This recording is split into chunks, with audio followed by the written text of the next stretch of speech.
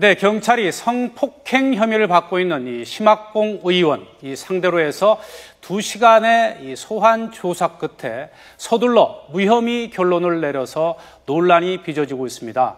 이 조사 과정부터 혐의 입증까지 경찰이 이 국회의원을 상대로 눈치 보기에 급급해서 부실 수사가 이루어진 것 아니냐, 이런 의혹마저 제기되고 있는데요. 관련 내용 짚어보겠습니다. 자, 먼저 손 변호사께 물어보겠습니다. 네네. 이 피의자가 요청을 하면 비공개로 밤 늦은 시각에 한밤중에 이렇게 조사를 그냥 갑자기 할 수 있는 겁니까? 이 심학봉 의원 같은 경우에 비공개로 2시간 가까이 밤샘 조사를 했는데 이게 좀 정상적인 건가요? 그런 경우도 있습니다. 따라서 네. 뭐 정치인이나 뭐 연예인이나 그렇지 않더라도 일반적인 경우에도 제가 일하는 시간이 뭐 일이 늦게 끝납니다. 따라서 뭐 야간에 뭐 9시, 밤 10시에 조사해 주세요라고 한다면 조사관이 그렇게 합시다라고 하면 할 수 있고요. 조사관이 판단하는 네네, 건가요? 그렇습니다. 또한 또 뭐 휴일에도 할 수 있는데 네.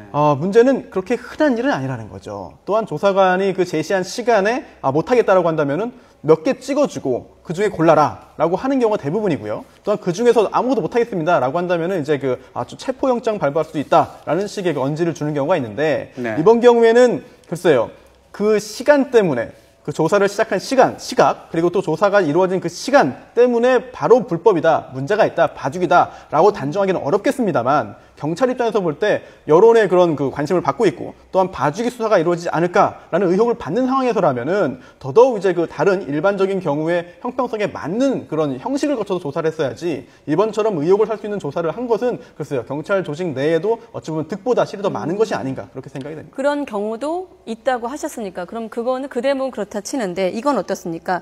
지금 본 피해자는 3번이나 소환 조사를 받았고요. 피의자인 심학봉 의원회 같은 경우는 이렇게 한밤에 비공개로 2시간만 조사를 받았습니다. 이 부분은 어떻습니까? 이 부분 역시 이례적이라고 할 수 있겠죠. 왜냐하면 일단은 뭐 물론 피해자를 3번 조사하는 것 자체는 충분히 있을 수 있습니다. 특히나 성범죄 같은 경우에는 무고의 가능성도 있고 또한 실제적으로 피해자의 그 고소 내용을 먼저 더 정리를 한 다음에 이제 그 피고소인을 부르는 것이 맞기도 하거든요. 하지만 중요한 것은 피해자를 3번이나 조사를 함으로써 그 정리를 한 후에 실제 정작 이제 그 심학봉 의원은 단 한 번의 짧은 조사만으로 끝냈다는 게 중요하거든요. 물론 또 경찰 입장을 본다면 이해가 되는 측면도 있습니다.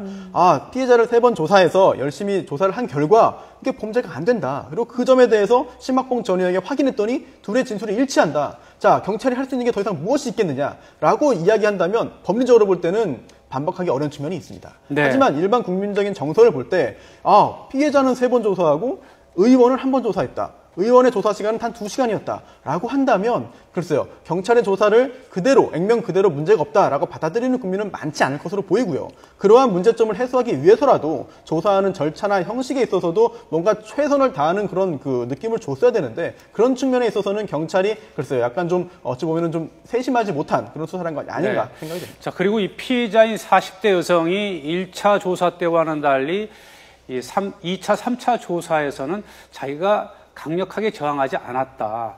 그래서 사실상 이제 그 심의원 측에 어떤 그 혐의가 없도록 하는데 도움을 주었는데요.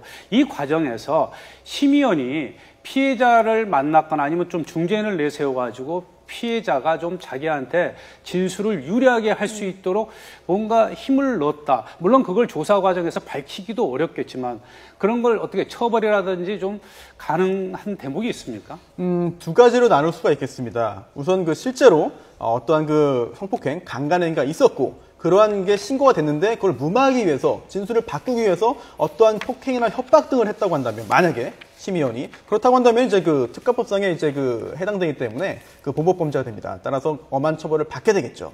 하지만 그게 아니라 단순히 너무한 거 아니냐, 뭐 실제 이런 거 아니었는데 왜 이렇게까지 했냐라고 해서 회유를 시도했다고 한다면 그 자체로 형사처벌 대상은 아니거든요. 근데 더욱 중요한 것이 있습니다.